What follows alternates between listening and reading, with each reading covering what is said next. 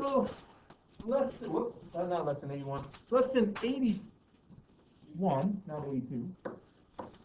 Less than 81 was using these proportions to solve percent problems. So as I look at A, 21 of the 70 acres were planted with alfalfa. So really what we're looking at is we're looking at percent actual. And what are my categories? You guys know what alfalfa is? Anybody? No? City folk. Alfalfa is a very high-grade hay. They grow it for animals. It's a higher quality hay, is all it is. You know what hay is? Yes. Okay. Basically, it's cut grass. You make a lot of things out of hay. All right, anyway, alfalfa, non-alfalfa total, and we look at our numbers. 21 of the 70 acres. So that's my actual 21 out of 70. So then this number here becomes 49. What percent do I know? Only the 100. Do I want to find alfalfa or not alfalfa? Not alfalfa. So I'm going to put in N here. What's my proportion now, Noah?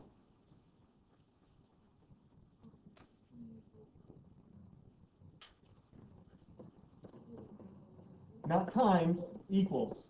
Because proportions are set equal to, so we're going to set it equal.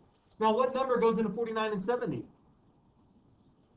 You didn't have to simplify there, but it sure makes smaller numbers, so I'm going to. So 10 times n equals 100 times 7.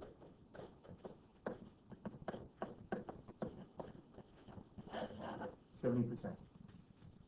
70%. And that kind of makes sense as you look at what we have here. If I look at 21 and I look at 49,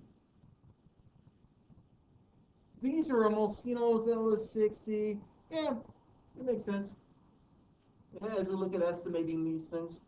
So let's look at B. I'll do B with you. Read it to me, please, William. We still have 60%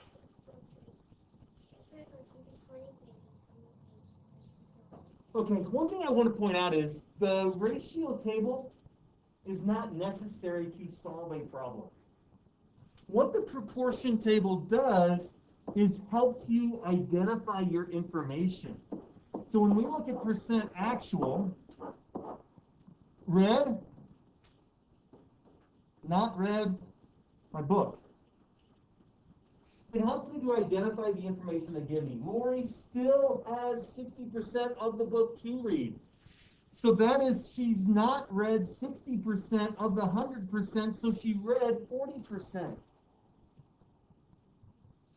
If she has read 120 pages, how many pages does she still have to read? So she has read 120, X is what I still need to read. So now I have my information clearly laid out. What's my proportion, Camilla?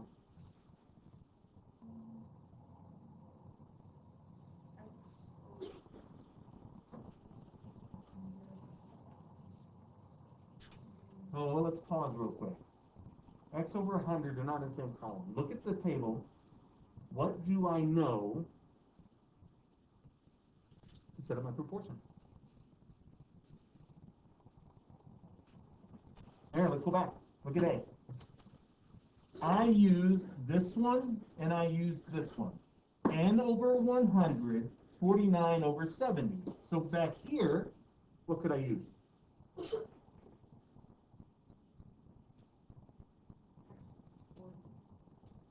Now, look where X and 40 are. Probably not, because they're not related here. So if you have questions, make sure you're asking questions. Let's look at what I have. I have these two, and I have these two. So from this column, what ratio do I have? Right here. What is this? And so those are the ones that I have first. 40 over 60 equals. So now in the actual column, look up please. In the actual column, what number corresponds to 40? So I'm going to put the 120. Which number corresponds to 60? So I'm going to put the X. Does that make sense? Oh, perfect. So 10 goes in, 10 goes in. I could do 2 if I want. I choose not to this time. 4 times X is cross product with 6 times 120. Divide by 4, divide by 4. X equals 4 goes into this 30 times. 180 pages. So Sebastian, how many total pages do I have? How did I find that out?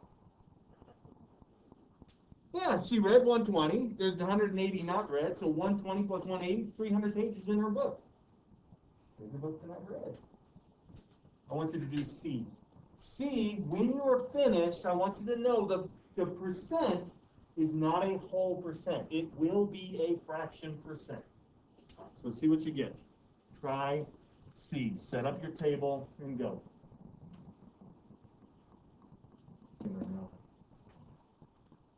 All right, so let's take a look at what we got. Bear with me.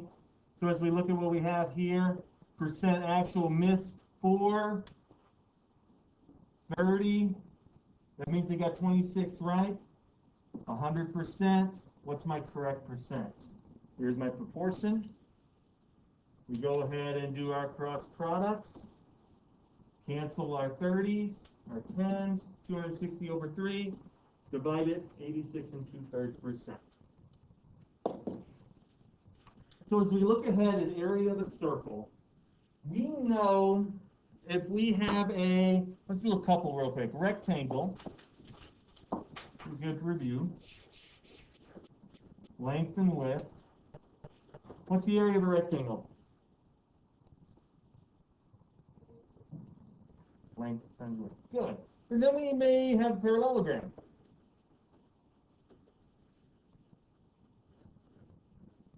In a parallelogram, we would have this, and whoops, base and height. And we'd say area equals base times height.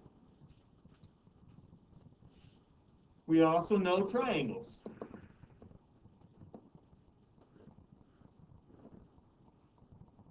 And here's my height, here's my base. Half of base times height. We also know trapezoids.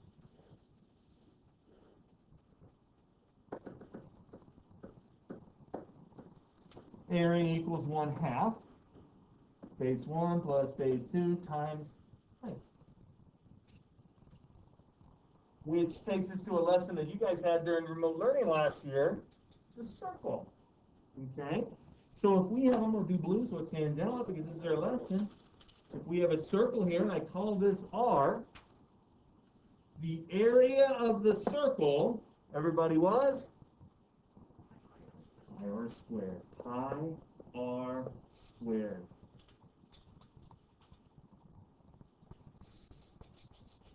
And, I mean, there's a lot of different ways we can look at this.